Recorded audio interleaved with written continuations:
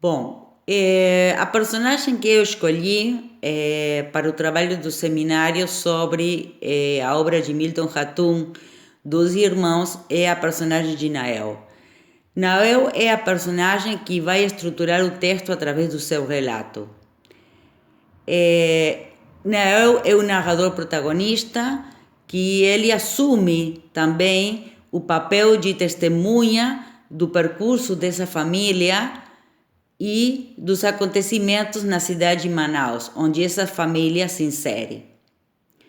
De fato, o relato sobre a família se entrosa com os acontecimentos de Manaus, que aparece como um espaço ilhado, assim como é ilhada essa família, dada a sua dinâmica familiar. A personagem de Nael é atravessado pelo dilema, pela interrogação, assim como é atravessado o relato. De fato, há uma profunda identificação entre Nael e seu próprio relato. Ele se constitui através do relato como personagem. E uma coisa interessante para salientar é que Nael é produto de uma miscigenação, quer dizer, ele é aquele filho da cultura brasileira no qual confluem duas etnias, a etnia indígena, a cultura etnia indígena e a cultura etnia árabe, herdada pelo seu genitor. E essa interrogação que surge da miscigenação é a interrogação que também leva a essa procura da identidade por parte da personagem. Nael também, como narrador protagonista, uma coisa que é interessante perceber é que pelo seu conhecimento profundo da psicologia dessas personagens que ele observa, parece às vezes um narrador quase onisciente. E é interessante mencionar que essa quase onisciência é uma projeção do narrador-autor. E tanto Nael como o narrador-autor permanecem imersos nesse dilema a respeito das identidades.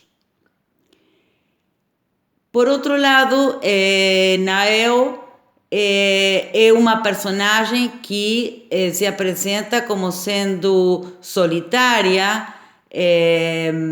como sendo uma personagem de uma grande capacidade de observação, mas também como aquela personagem que fica atrelada a uma família na qual ele também passa por essa contradição ou esse elemento paradoxal da pertenência e da não pertenência. Isso faz com que Nael seja uma personagem que não pode fugir desse dilema e permanece nele até o final. Nael o que faz é descrever tudo que é esse percurso da família, como eu falei, desde surgimento, o desenvolvimento e o declínio.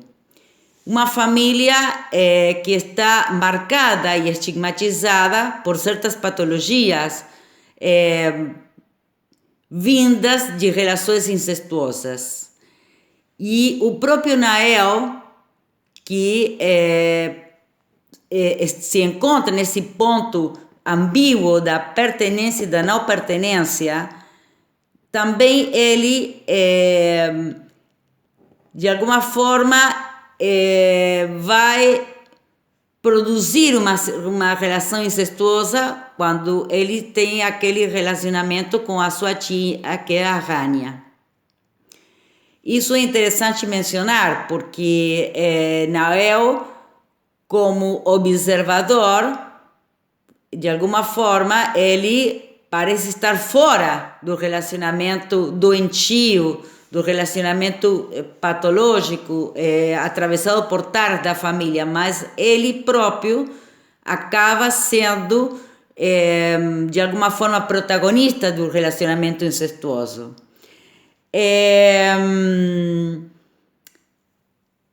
Há uma coisa interessante que eu marquei é que essa personagem fica tão presa a esse dilema, a essa interrogação, que parece um náufrago, incapaz de poder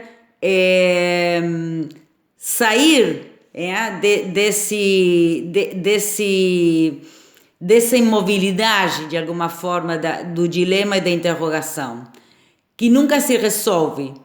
É uma procura desesperada pela identidade do pai, que não se resolve, por uma referência paterna, que também não se resolve. E mais uma coisa que não se resolve no relato é o pedido de perdão por parte de Osmar, que é aquela pessoa que estupra a mãe. Eu vejo uma grande semelhança estabelecendo essa relação com outras personagens tratadas ao longo da diplomatura. Vejo uma grande semelhança com o filho de A Terceira Margem do Rio. Embora exista a diferença de que Nael possui um nome e o filho